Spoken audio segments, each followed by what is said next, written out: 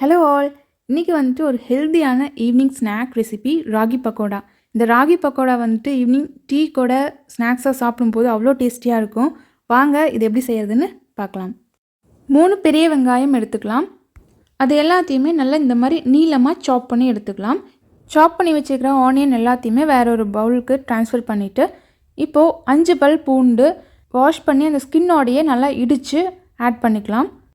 கொஞ்சமாக கறி leaf, 1 cup ragi மாவு, அதாவது 300 கிராம் ராகி மாவுன்னு எடுத்திருக்கேன்.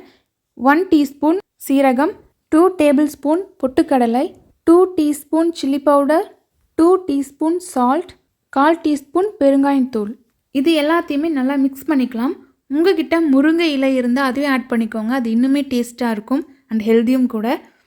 இது கூட கொஞ்சம் கொஞ்சமாக வாட்டர் ஆட் பண்ணி நல்லா மிக்ஸ் பண்ணி எடுத்துக்கலாம். இந்த மாதிரி நல்லா இந்த மாவை வந்து மிக்ஸ் பண்ணி எடுத்துக்கணும். இப்போ ரெடி பண்ணி வச்சுருக்கிற இந்த மாவை நல்லா சூடான ஆயிலில் இந்த மாதிரி 1 by 1 போட்டு நல்லா அதை வந்து ஃப்ரை பண்ணி எடுக்கலாம். மாவு போட்ட உடனே ஆயில் வந்து நல்லா நுரைச்சி வரும். நல்லா இது வந்து ஸ்டாப் ஆகிற வரைக்கும் நல்லா குக் ஆகணும். ஏன்னா இந்த மாவு வந்து உள்ளே குக் ஆகாது, வெளியே சீக்கிரம் குக் ஆகிடும். அதனால் கொஞ்சம் டைம் எடுத்து குக் பண்ணணும்.